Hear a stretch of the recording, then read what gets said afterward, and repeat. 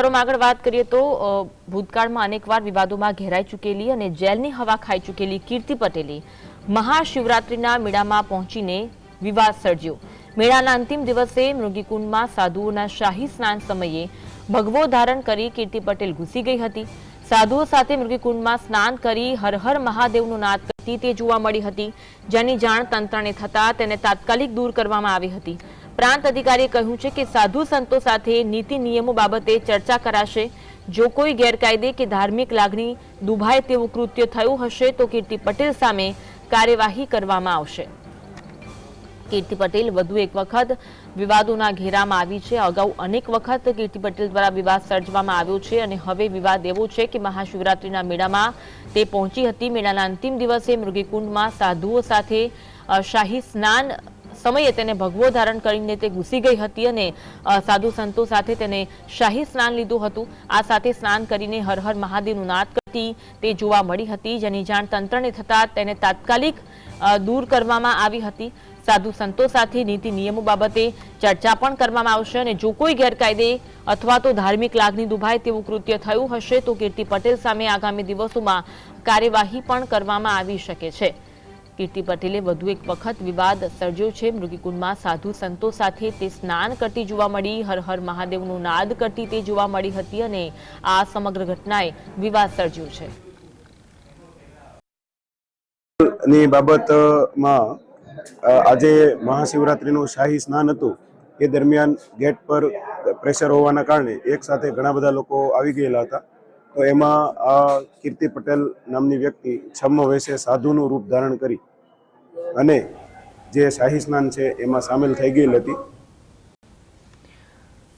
તો કીર્તિ પટેલ ભગવો ધારણ કરીને પહોંચી હતી અને મૃગીકુંડમાં સાધુ સંતો સાથે તેને શાહી સ્નાન કરતી તે જોવા મળી હતી અને આ ઘટનાએ વધુ એક વખત વિવાદ સર્જ્યો છે। હર હર મહાદેવનો નાદ કરતી પણ જોવા મળી હતી।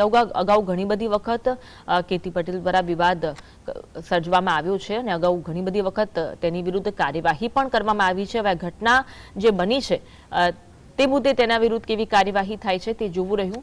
મેળાનો અંતિમ દિવસ હતો ગઈકાલે અને અંતિમ દિવસે મૃગીકુંડમાં જ્યારે સાધુ સંતો સ્નાન કરી રહ્યા હતા તે દરમિયાન તે શાહી સ્નાન સમયે ભગવો ધારણ કરીને પહોંચી ગઈ હતી અને મૃગીકુંડમાં સ્નાન કરતી જોવા મળી હતી। આજ અંગે વધુ વાત કરીશું। સમંતા હિરેન અમારી સાથે ફોન લાઈન પર જોડાયા છે। હિરેન, કીર્તિ પટેલે વધુ એક વખત વિવાદ સર્જ્યો છે। મૃગીકુંડમાં સાધુ સંતો સાથે સ્નાન કરવા તે પહોંચી હતી ભગવો ધારણ કરી, ઘટના અંગે માહિતી આપશો। જી ચોક્કસ જણાવી દઉં કે કીર્તિ પટેલ વિવાદોનો પર્યાય બની ગઈ હોય તેમ રોજબરોજ નવા વિવાદોમાં આવે છે। મૃગીકુંડમાં ગઈકાલે જે સાધુઓનું શાહી સ્નાન હોય છે તેમાં કીર્તિ પટેલ ભગવો વેશ ધારણ કરી અને ભવનાથ મંદિરમાં શાહી સ્નાન સમયે ઘૂસી ગઈ હતી અને મૃગીકુંડમાં શાહી સ્નાન જે સાધુઓનું ચાલી રહ્યું હતું તેમાં પોતે પણ મૃગીકુંડની અંદર શાહી સ્નાન કરતી હોય અને આ અંગે સાધુઓએ કલેક્ટર સહિતના વહીવટી તંત્રનું ધ્યાન દોર્યું। કલેક્ટર દ્વારા તેને બહાર કાઢવા માટેની સૂચના આપવામાં આવી અને પોલીસ દ્વારા કીર્તિ પટેલને બહાર કાઢવાનો પ્રયાસ કરાયો। ત્યારે પોલીસ સાથે પણ કીર્તિ પટેલે બબાલ કરી હતી અને આ કોઈના બાપનો નથી, હું કોઈ આરોપી નથી તેવો રૂઆબ ઠોકી અને કીર્તિ પટેલ છે તે પોલીસ સાથે પણ ગેરવર્તન કર્યું હતું। આ સમગ્ર મામલે જ્યારે પ્રાંત અધિકારી જે મેળાના મુખ્ય અધિકારી હતા અને હાલ જે ભવનાથ મંદિરના વહીવટદાર છે તેઓએ સ્પષ્ટતા કરી હતી કે આ ખરેખર અનિચ્છનીય બનાવ ગણાય છે કે કેમ તે ત્રણેય અખાડાના સાધુ સંતો સાથે મળી અને નક્કી કરી ત્યારબાદ જરૂર પડે તો તેની સામે કાર્યવાહી પણ કરવામાં આવશે।